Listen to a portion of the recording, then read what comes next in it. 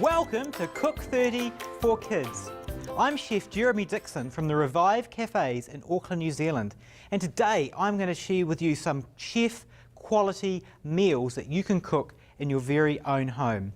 Now in my cafes, I'm used to working with trained adult people making all the food. But today, I have two very special guests who can help us to cook a meal. Welcome to Cook30 for Kids, guys. Thank you. So firstly, we have Shai. And where are you from? I'm from Atlanta, Georgia. Atlanta, Georgia. Great to have you here. And what sort of hobbies do you have? What do you get up in your spare time? I like to do knitting and chess. Knitting and chess. What a combination of hobbies. So do you do both at the same time? I tried that and I can't. My brother beats me a lot. Aha, very cool. You got it. Yeah, that's great. And so what sort of things do you knit? I knit hats, socks, and I'm knitting my friends some sneakers. They're called Converse. Sneakers. You can actually knit sneakers. Yes. Very cool. That's awesome. Thank you. And welcome along, Jonathan. So where do you come from? I come from Tustin, Michigan. Tustin, Michigan. Fantastic. And what do you get up to in your spare time? I like to do model trains. Model trains. Wow, that's really cool. So how are they powered? Are they like diesel or electric or? They have electricity going through the tracks, Yeah. and the train runs around and the wheels pick up the electricity. It goes to the motor, which powers the train, and there's a light on there, so it turns the electricity into motion, and it can use it for a light. Wow, that's fantastic. And if you touch the tracks, do you get electrocuted or? No, one time I stuck a steel penny between the rails and it was shooting sparks, and I was like, oh, this is not a good idea. Awesome. Well, lots of fun with model trains. That's great. Well, we better get into some cooking. So let's see what is on the menu. Mexican Sweet Potato Quesadilla with tropical guacamole. Yum. And for dessert, we have a peanut butter smoothie. That sounds very good.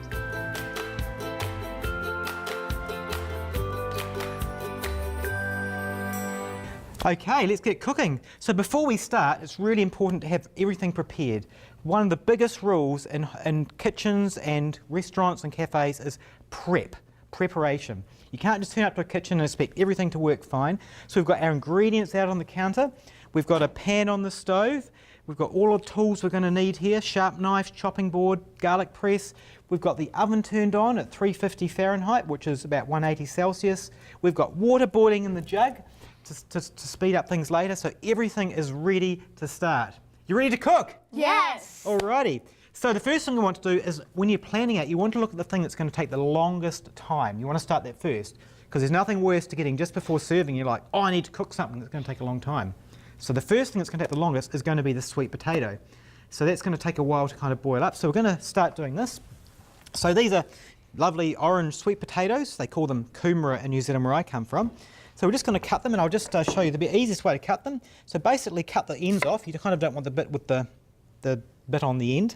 And we're just going to cut them into cubes like that. And the easiest way is when you use the knife to slice it like that.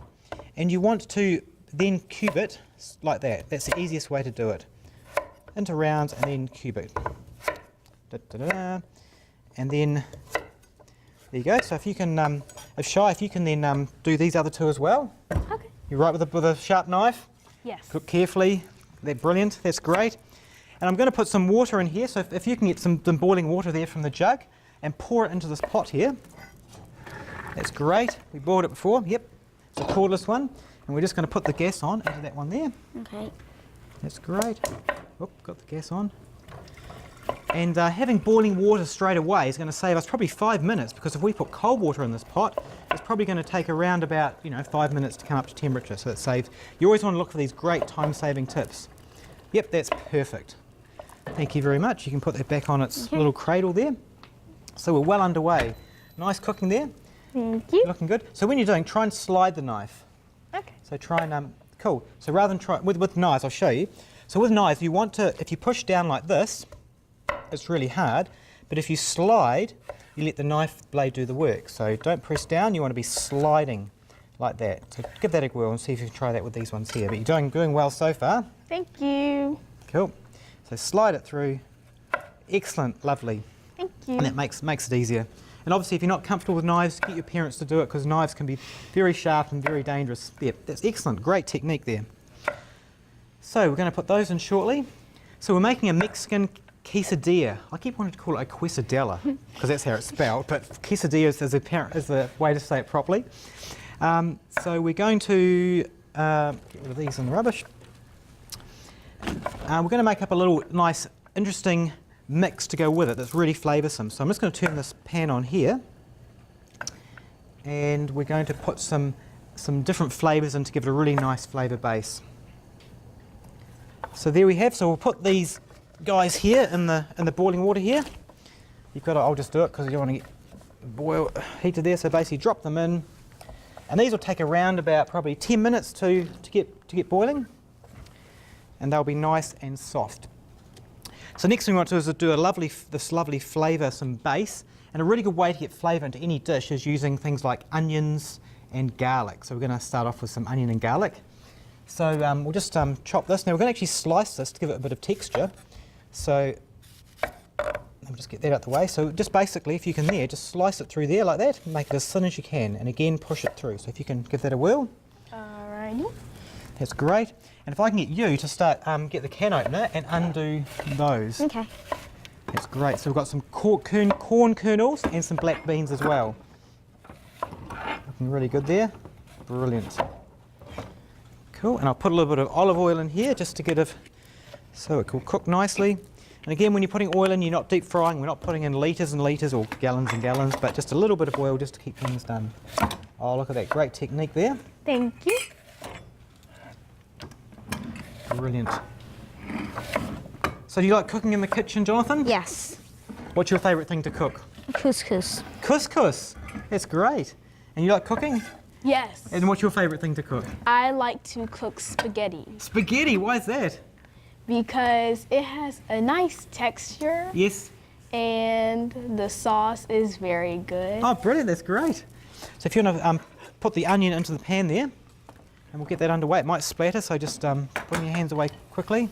Look at that. I love that sizzle when it goes into the pan. Me too. If you can take those over to the sink and drain them, so just put your fingers over the top. Okay. So the water comes out, but the corn doesn't, hopefully. And we'll use we'll throw a red pepper in as well. So again, similar to this, chop the end off, pull out the seeds, and we're just going to do strips. So again, just basically come through from here and just slide the knife through like that. Okay. Cool. That's great. Keep your fingers well away. There's a bit of a stir. They're coming out. Yep, to do the beans as well. Okay. So we want to remove all the moisture from the can as well. So as you can see, we're kind of piecing together lots of different things, and this is called multitasking. So in the kitchen, you kind of want to think ahead, what's going to come up next, what can we do now, and if there's multiple people in the kitchen, you can be doing different things, and that makes the preparation much, much quicker. Excellent. Just tidy up here. Now, what's coming up next? So, some garlic. We better use some garlic here. So, Jonathan, if you can, oh, yep, that's great. If you can put the garlic, oh, yep, just rinse your hands in the sink. Then I'll get you to put the garlic in. And if you want to throw put that in the pan. Alrighty. So as you can see, this is really easy type of cooking. It's just chopping and putting things in pans. So don't be scared to try cooking at home. The first time you ever do something, it can take a little bit longer and be scary, but once you've done it once or twice, it becomes second nature. So give these things a go if you haven't got much cooking experience. And Johnny, if you can squeeze the garlic, so put the garlic in the garlic press, and if you can come over here and squeeze it into the pan, and garlic gives a really nice flavour. Wonderful, look at that. So we put that in skin and all. I'll just scrape that off the bottom. Wonderful. So that'll take probably around about 5 or 6 minutes just to soften up. We don't want to turn it into kind of mush, but just enough to get cooked. And you want to lose that kind of that raw onion kind of flavour, and it will become nice and sweet. Do I? Just leave it in the sink. We'll clean that up later. That's great. So we're well underway. Now, what's the next ingredient? We want to make a guacamole. So do you guys like avocados? Yes. Who does not like guacamole and avocados? They are the most awesome vegetable, even though they're a fruit. but they're great. So let's make a guacamole. And the one today is actually a very different guacamole. It's going to be a tropical guacamole. So let's get a bowl. So we'll perhaps mix in here. I'll give you guys an avocado each. So if you can, I'll just show you how to do it. So to open an avocado, you want to cut round like this. And basically open it up. And to get the stone out, you need to put the knife in. Now, one time I cut the stone and I cut my finger. So you want to basically leave it there, get your hands well away, put it in like that, and then twist it off like that. So I'll give you an avocado each, and then pull the stone off. And we'll give you, see if you guys can have a race, so you guys can get the avocado out first, okay? So give you 2 halves and see who can get the avocado in there first. You ready? On your marks, get set, go. So just pull out with your fingers, just get it out, take the skin off. Yes, they're off and racing in. Jonathan's made a good start, he's peeled it off. He's got a great technique here.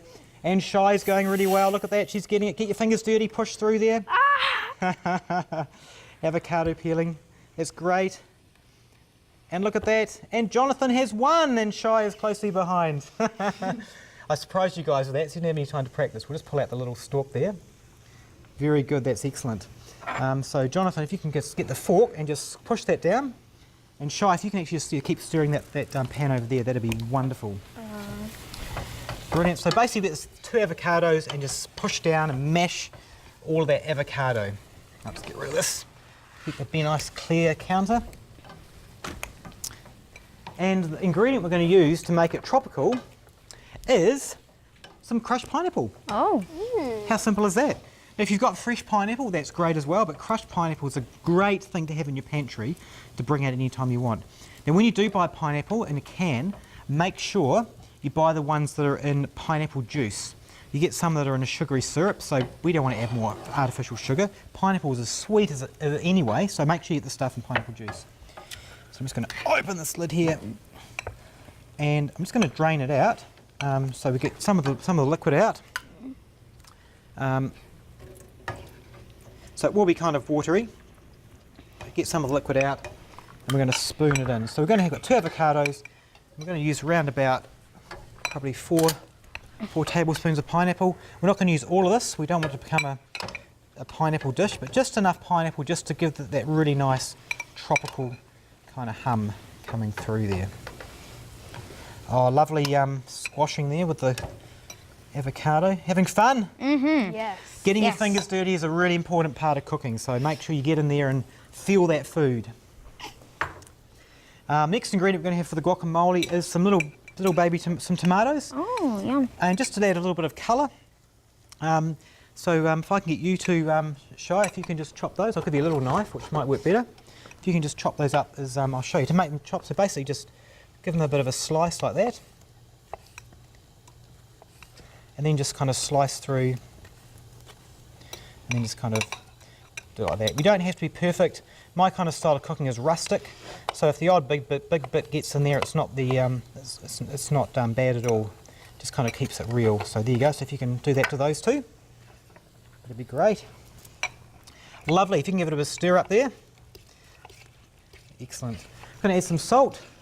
Just going to add about 1/4 teaspoon of salt. Or to taste, you can kind of taste it later. You may need to adjust it. And we're going to add some lemon juice. Having some acidity makes it really good. So we'll just cut the lemon in half. So if you can squeeze the lemon in there. Yep, just dirty fingers and all, just give it a squeeze. That's great. And that one there hasn't got any pips in there, but this one has. So when you squeeze this one, see if you can squeeze it through your fingers. I'll show you. So you've got the pips in there. When you squeeze it, you basically squeeze it like that. And also, these are quite hard lemons actually. Oh, generally pips will come out and your fingers catch them, but these are pipless lemons. Oh no, there's one. There's one there. See, oops, dropped it in. See if you can find it. Can you see it anywhere? It's disappeared. Where's it gone? Oh well. Oh, there it is. There it is. See if you can grab that one out. Nothing worse than having some nice guacamole and there's a pip of lemon there. Excellent. Just give this guy a little stir. As you can see, it's getting nice and soft now. Guacamole's nearly made. What else goes in the guacamole? We'll put a little bit of garlic in. So I'll just grab a clove of garlic. Where did the garlic press go? Garlic press has got black bean juice on it, never mind. And we'll just put this in here and squeeze it. Just a touch of garlic. We probably only want half a clove. You don't want to over garlic things, but just a little touch just to do it is excellent. Yep, that's enough lemon juice, that's great. So Shai, if you want to put the tomato in the guacamole, and yeah, give your hands a bit of a wipe down here. And if you want to go into the fridge and grab the cilantro, Okay. that's great. You can give that a stir if you like. All right. The fun part I love about cooking is when you get all the ingredients in the pot or the bowl and you give it a good stir, it just comes together in one Why hit. is the cilantro wrapped in paper towel? Great question. So when you get your cilantro or any herbs from the supermarket, wrap it in a wet paper towel and it will keep for probably up to a week. Because when you put it in the fridge normally it's going to dry out. So wrap it and put it in like a container that doesn't have air going around and it'll last for ages. Oh. So we're just going to use some stalks in here. So with the cilantro we're going to use the leafy parts for the quesadilla and we're going to use these bits down the end. So I'll just chop off some little bits like that. And those little bits down the end, some people throw away, but they are really, really flavoursome. So we'll put those in there, and that is our guacamole ready to go. Yum. If you've just joined us on Cook30 for Kids, we are having so much fun in the kitchen. We have Shai from Georgia and Jonathan from Michigan. What's on the menu, guys? Mexican Sweet Potato Quesadilla with tropical guacamole. That sounds awesome. And for dessert, we have a peanut butter smoothie. I can't wait to try this. Okay, next job, we want to look at the sweet potatoes. Come over here, guys. And to see if it's ready, we want to make sure it's nice and soft. So just kind of get a bit out, and we'll kind of just put it on the thing here. Just give it a bit of a squash. As you can see, it squashes easily, so that means it is ready. Okay. So the easiest way to get it out, we've got boiling water in here, so it's very, very dangerous. If you want to grab the colander there, Jonathan, put it in the sink, and we'll just basically strain it through here. Get the water out. Turn the gas off, of course. You can, grab this, give it a bit of a shake. And as you can see, it's gets the water out really quickly. Just move this out the way. And we probably want to give it a mash, so you can use the same dish to mash it. So I'll just pour some in here. And there we go. And put all the little bits in. And Jonathan, if you can mash this, so grab the masher here. And just give it a bit of a mash around. If you can grab 1/4 teaspoon of salt from the salt well there, over there. I think it's a 1/2 teaspoon measure, so half of one of those. So half of what's cool, that's great. Oh no, half of that, so that's a 1/2 teaspoon. And put the rest in with the sweet potato. Cool. And mash it around, give it a bit of sweetness. Lovely mashing there. And if you can grab the parchment paper, and we'll just put some parchment paper on these trays. So you can cook these quesadilla on either in a pan on the stove, but we found out we didn't actually have one big enough today. So we're going to do them in the oven, which is just as easy. Cool. Give it a bit of a rip. Do it up here if you like, so the children can see what's happening. And rip it off and put it on there. And using baking paper or parchment paper means you're going to have less cleanup and things are less likely to stick. And you need a second sheet as well, because we've got two here. And today we're going to be using whole wheat tortillas, which are these things here. So whole wheat ones are much better because they've got all the vitamins and minerals and fibre. There we go. And do another bit of paper. And this is how we're going to make our tortilla. Got another one here. And these are available from pretty much most supermarkets. And all we're going to do is just start to put some yummy stuff in it. Yep, that looks great. Yep, we can get rid of this now. Great mashing job. Look at that. Isn't that nice and well mashed? Excellent. So we're going to start with some of this on the bottom. So I'll get a spoon, and Jonathan, if you can put it, just basically put it on there and just kind of spoon it round. Okay. So if you can do that on both of them, and if you can grab the these vegetables here and sprinkle that on top of the sweet potato. Okay. I'll bring it closer for you so you can get a bit closer. That's probably going to make it a little bit easier. How's that? Thank you. Whoops. We're just going to layer it all up. Going to add some corn as well and some black beans, and these will kind of get heated when we cook it. We're running out of time, so I'll do this one here.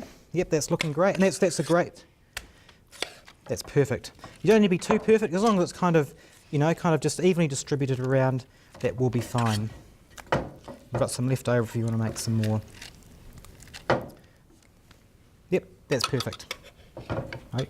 And you notice we didn't actually peel the sweet potato, and that's fine. A little bit of rusticness is there. So just kind of get your fingers and just kind of move it around to spread it around. Just put some corn over like that. Not too much, just a little bit there to give it some colour. There we go. Normally I put green in dishes, but this one here, there's actually, we've got lots of green with the garnish and with the guacamole, so we're not going to put any green inside there.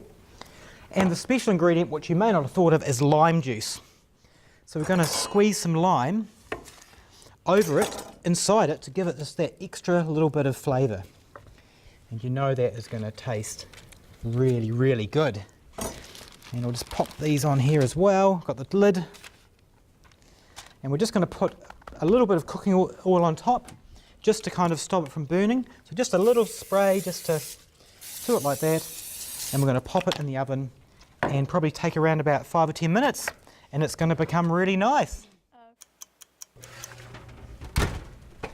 Now we've got a few minutes left and we're going to make this most amazing smoothie you have ever tasted. Have you ever had a peanut butter smoothie? No. No. Well, you're about to have one. Sure, if you can grab the bananas from the freezer. Okay. So we're going to use frozen bananas for the smoothie. How long have you been a chef? How long have I been a chef? Probably 12 years ago when I started my first Wow. restaurant. So yes, it's been very exciting time to be a chef. Have you had fun being a chef? I love it. It's just great. And it's great when people actually say how much they love the food and how much they feel healthier. Because my food's all healthy and people say I've got much more energy and vitality for eating healthy food, which is great. Good question. Okay, so these are frozen bananas. So why do we keep the bananas in the freezer? Yeah, that's good. So when you freeze them, they become really hard, and when you actually blend them up, they'll become really nice and creamy texture. So if you blended up just a normal soft banana, it would be just mushy. But when it's like this, it's kind of like got a really nice cream freezy kind of texture. My mom usually makes smoothies sometimes, and she likes to use frozen bananas. Yes, it's just a great thing to do. So if you've got bananas going off, or if they're cheap in the supermarket, then make sure you take them home and put them in the freezer because they make great smoothies. Take the skin off first, it's much easier. So put this in here. One time my mom, there were bananas for sale at the store, and Yeah. they were kind of overripe. Yes. And they were really on sale, so Mom bought a whole bunch of them. And those are the best type. The overripe bananas have got the most sweetness and flavour to them. Right. So that's great. So we're going to add some peanut butter. Yummy. Now I've got a natural peanut butter here that isn't full of sugar. A lot of peanut butters are full of sugar, so this is just pretty much peanuts. I know that Jif peanut butter is really, they have not just peanut butter, they add other stuff which is not all that Exactly, good so for you. try get a more natural one as you can. So we got some peanuts, and can you grab the almond milk out of the fridge? We usually get our peanut butter from Apple Valley, which is a natural health food store Really? in Cadillac. Really? That's Yeah. really cool. Thank you.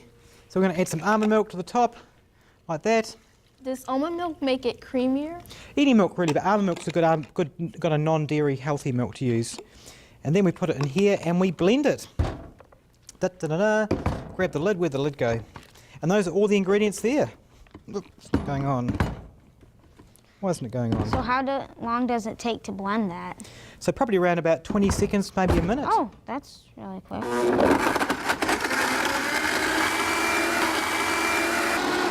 And there you go. It can take some longer in some blenders, but you end up with a really nice creamy peanut, and it tastes really awesome.